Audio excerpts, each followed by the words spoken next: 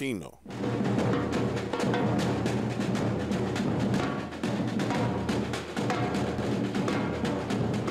Urban Brazil is at war with itself. An undeclared civil war. A slaughtering of its young. The violence now spilling out of these slums or favelas has made the country's two major cities more deadly than most war zones. Even if we don't have a war, we have its consequences. I was born and raised in the favelas of Sao Paulo, Brazil. I'm sure you heard about our beautiful country, both the good and bad. This story is about what my family and friends witnessed in 2017. Understand, growing up here is hard. Unlike anything I would expect any American to understand, the violence is constant, non-stop shootings, stabbings, killings over drugs and territory. I lost my older brother, murdered right outside of our front door. And honestly, I'll probably be dead soon as well. And that's why I track you down to share this story with you. Now let me tell you a little bit about my favela. When you walk out of my front door, there's this small concrete landing. Then there's steps that lead down the side of this hill, houses on each side, each having their own little concrete landing. At the base of the steps is the street, and then you can go left or right. Normally, at the base of these steps is one of our gang members who patrols the area. The night this happened was after one of our young kids, 7 years old, was killed. He was shot by the police after he tried to rob a bread truck. There was a memorial for him with a teddy bear and candles. I remember it so clearly. I had gone outside and headed down the steps. I get to the base of the steps and I hear this commotion above me. When I turn around, I see people running, fleeing down the steps. Now, my boss, who was the boss of the favela at the time, is standing there and sends me back up to see what's going on.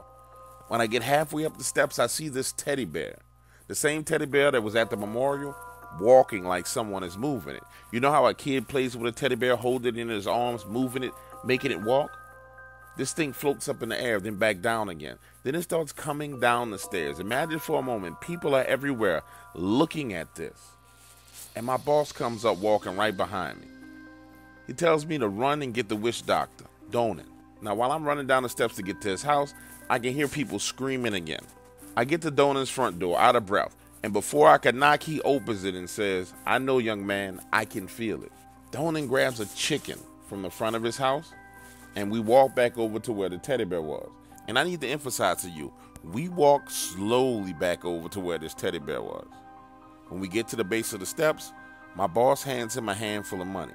Then he slits the chicken's throat, starts walking up the steps, dripping the blood behind him, starts chanting and laughing. When he gets to the teddy bear, it literally floats up into the air and into his arms. Then he calmly walks back down the steps and fusses at the boss, pointing his finger in his face and smearing chicken blood on his neck. I was too far away to hear what was said, but it wasn't good. 3 weeks later, my boss is killed and the territory is taken over by a rival gang. The only reason why I survived this whole ordeal, because an old school friend of mine told me about it and told me to leave before they came. Then he vouched for me after they came. I know this is all weird, but listen to this. Months passed, and I learned that Donan had done a black magic spell for my boss. One to give him power over this section of the favela. But the one thing he had to do was treat all the people who lived under his power the right way, or else it would bring blood. Turns out, he had raped a 17-year-old girl and sent her away to another town. That in turn caused the death of the little boy, because her father was the one who would give the children bread from the truck. But because his daughter was missing, he was no longer driving the truck. Now the new driver, he didn't know anything about giving the boys a small amount of bread.